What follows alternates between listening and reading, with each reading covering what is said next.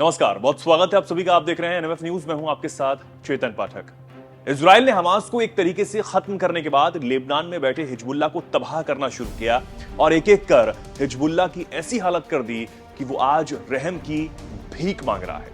Middle east में इस वक्त ईरान और इजराइल के बीच भारी संघर्ष जारी है, लेकिन इसमें ईरान आज भी खुलकर सामने न आकर अपने पाले हिजबुल्लाह या हमास को आगे कर इजराइल पर हमले करवा रहा है।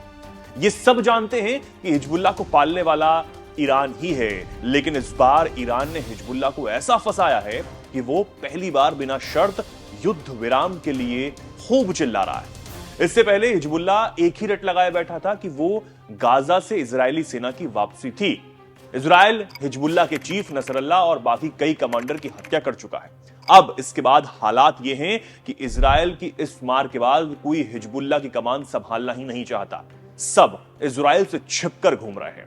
इजराइल ने हिजबुल्लाह के भौतिक बुनियादी ढांचे को खत्म करने के लिए दक्षिणी लेबनान में ग्राउंड ऑपरेशंस भी शुरू किए, जिससे लेबनान के अस्तित्व पर खतरा मंडराने लगा। उधर इजरायली पीएम ने कसम खा ली कि वो हिजबुल्लाह को मिटाकर ही दम लेंगे। इसके लिए इजराइल की तरफ से लेबनान के लोगों को संबोधित करते हुए यह भी कह दिया गया था कि वो हमारे ऑपरेशंस के पूरा होने तक किसी सुरक्षित जगहों पर चले जाएं। लेकिन यह साफ है कि इजराइल के हमलों में हिजबुल्लाह का तबाह होना तय है।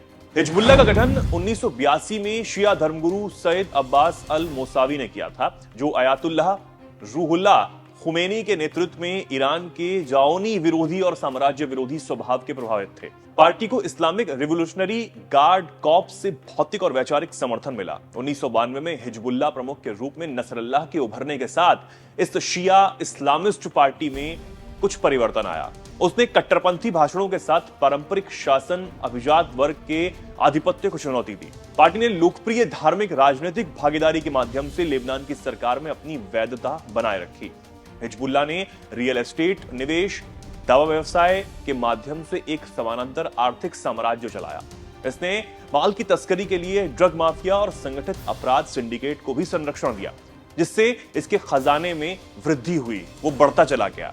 दूसरी तरफ इसने वंचित शियाओं के बीच व्यापक समर्थन भी हासिल किया, क्योंकि दक्षिणी लेबनान, बेका घाटी, दक्षिण बेरूत और इसमें इसकी सामाजिक कल्याण इकाइयों का विशाल नेटवर्क गहराई से फैला हुआ है। अब ये सब जानते हैं कि ईरान से रॉकेट और मिसाइल मिलने के बाद उसने अपनी सैन्य क्षमताओं को बढ़ाया है। तभी 2006 में कमजोर पड़ चुके हिजबुल्लाह ने इस बार जिस तरीके से इजराइल पर हमला किया, उससे इजराइल भी सोच में पड़ गया था, चौंक गया था कि आखिर ये हुआ कैसे हिजबुल्लाह ने इतनी घातक पैलेस्टाइन मिसाइल से इजराइल के सबसे सुरक्षित कहे जाने वाले आयरन डोम को भेद दिया। यही नहीं, ईरान ने हिजबुल्लाह के साथ साथ हूती और हमास जैसे आतंकी संगठनों को मजबूती दी है। हालांकि हिजबुल्लाह सुप्रीमो हसन नसरल्लाह की हत्या संगठन की क्षमता के साथ मनोबल के लिए एक बड़ा झटका थी।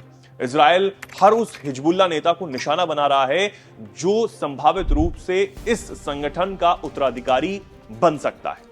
हिजबुल्लाह ने राजनीति में आकर लेबनान में खंडित राजनीतिक व्यवस्था पर अपनी पकड़ मजबूत कर ली। इसने लेबनानी संगठनात्मक राजनीति में नियंत्रण रखने के लिए आर्थिक और मिलिशिया इकाइयों को अच्छी तरह से संतुलित किया।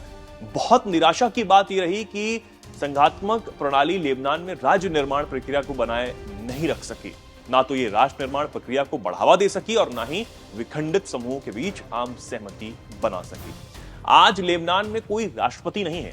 एक कार्यवाहक प्रधानमंत्री ही देश पर शासन करता है, वही देश चलाता है।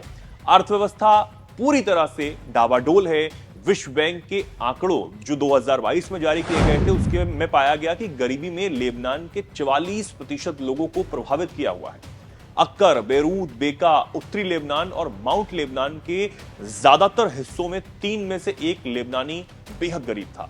लेबनान एक असफल राज्य बन चुका है, जिसे हिजबुल्लाह जैसी मिलिशिया इकाइयों ने और ज्यादा खतरनाक बना दिया है। अब यह तो साफ है कि हिजबुल्लाह चीफ हसन नसरल्लाह के मारे जाने के बाद उसके बाकी कार्यकर्ताओं को भारी नुकसान पहुंचा है और इजराइल ये साफ कर चुका है कि वो ढूंढ ढूंढ कर हर एक हिजबुल्लाह नेता को ठिकाने लगाएगा। लेकिन लेबनान की जो कहानी हमने आपको बताई कि किस तरीके से वो गरीबी से जूझ रहा है, कई सालों से वहां चुनाव नहीं हुए हैं, जो सरकार है वो डावाडोल है, वहां की स्थिति डावाडोल है, लेकिन उसके बावजूद जो वहां के राजदूत हैं भारत में, वो आज भी हिजबुल्लाह को एक आतंकवादी संगठन ना मानकर उसे विधिक राजनीतिक संगठन ही मानते हैं और ये भी मानते हैं कि लेबनान के लोग हिजबुल्लाह पर काफी विश्वास रखते हैं। अब आप इस जानकारी को लेकर क्या सोचते हैं, क्या राय रखते हैं, कमेंट सेक्शन में आप जरूर बताएं। धन्यवाद।